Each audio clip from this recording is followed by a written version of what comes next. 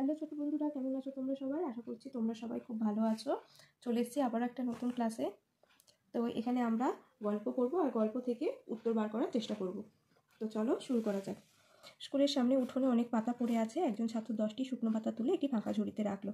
তার বন্ধু ওই ঝুড়িতে আরও 9টি শুকনো পাতা রাখলো। দেখো, প্রথমে 10টা শুকনো পাতা রাখা হয়েছিল, তারপরে আরও 9টি রাখা হলো। হাওয়াতে ওই ঝুড়ি থেকে 6টি পাতা উড়ে উঠোনে চলে গেল অর্থাৎ বিয়োগ করতে হবে। গণিতের ভাষায় ছোট করে লিখে সমস্যার সমাধান করি। তো চলো, আমরা জানি সরল অঙ্কের ক্ষেত্রে প্রথমে আমরা যোগের কাজ করব। তো 10 আর 9 যোগ করলে হয় 19 বিয়োগ 6। এরপরে আমরা বিয়োগের কাজ করব। তাহলে এখানে পেলাম আমরা 13। তাহলে ঝুড়িতে কটা পাতা রইল? তাহলে ঝুড়িতে আমাদের 13টি পাতা রইল।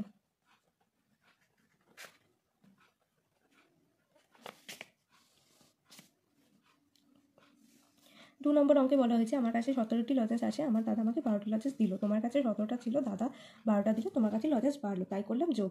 আমি ভাইকে 4টে লজেন্স দিয়ে দিলাম। যখন আমি ভাইকে দিয়ে দিলাম তখন কমে গেল আমার থেকে, তখন আমরা করব বিয়োগ। তাহলে সরল অঙ্কে আমরা জানি বদমাশ নিয়ম অনুযায়ী প্রথমে ভাগ, গুণ, তারপর যোগ, তারপর বিয়োগ। যেখানে এখানে ভাগ আর গুণ নেই, তাই প্রথমে আমরা যোগের কাজটাই করব।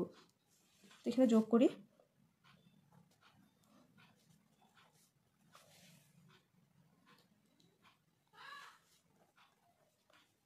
আমার কাছে এখন কটা লজেন্স রইল? তাহলে আমার কাছে এখন 25টি লজেন্স রইল।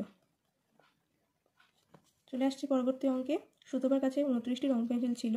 সে রফিককে 8টি রং পেন্সিল দিল। রিনা ও সুতপার থেকে 3টি রং পেন্সিল নিল। সুতপার কাছে এখন কতগুলি রং পেন্সিল রইল? তো 29টি রং পেন্সিল ছিল, সে রফিককে 8টি দিয়ে দিল। তাহলে দিয়ে দিলে আমার কমে গেল। রিনাও আবার সুতপার থেকে 3টি নিল। তাহলে রিনাও যখন নিল তখন কমে গেল। তো এখানে দেখো সব কটায় যখন বিয়োগ আছে, তো প্রথমে আমরা বিয়োগের কাজটাই কিন্তু করব। তো বিয়োগ করে পেলাম 21। 21 থেকে 3 বিয়োগ করে পেলাম এটা 18। তাহলে সুতপার কাছে এখন কতগুলি রং পেন্সিল রইল? সুতপার কাছে এখন 18টি রং পেন্সিল রইল।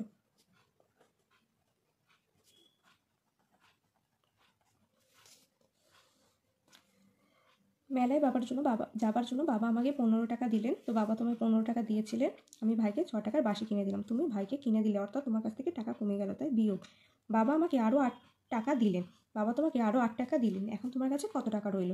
তো এই অঙ্কটা দেখো একটু আলাদা। এখানে দেখো প্রথমে বিয়োগ আছে, কিন্তু আমরা কি জানি প্রথমে বিয়োগ তো আমরা করতে পারবো না, তাই এটাকে গোল করে আলাদা করে নিলাম। এরপর সংখ্যাগুলো আর একবার সাজিয়ে নিলাম। তো এবার আমরা প্রথমে যোগের কাজ করব।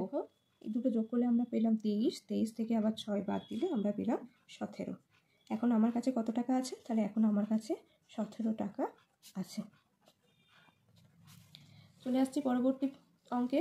পরবর্তী অঙ্ক বলা আছে, আমাদের স্কুলে ফেব্রুয়ারি মাসে ড্যাশ দিন, মার্চ মাসে ড্যাশ দিন, এপ্রিল মাসে ড্যাশ দিন ছুটি ছিল। তো এখানে নিজেদের সংখ্যা বসাতে বলেছে, তো আমি নিজের মতনই সংখ্যা বসাচ্ছি। ফেব্রুয়ারি মাসে 4 দিন ছুটি ছিল, মার্চ মাসে 3 দিন ছুটি ছিল, আর এপ্রিল মাসে এখানে আমি 2 দিন ছুটি ছিল। 3 মাসে আমাদের স্কুলে মোট কত ছুটি ছিল? তা প্রথম মাসে 4 দিন, পরের মাসে 3 দিন, তারপরের মাসে 2 দিন। তাহলে সবগুলোই আমি এখানে যোগ করব। তো স্টেপ বাই স্টেপ যোগ করব। 4 আর 3 যোগ করে পেলাম 7, 7-এর সঙ্গে 2 যোগ করে পেলাম 9। তাহলে আমাদের তিনটি মাসে মোট ছুটি ছিল 9 দিন।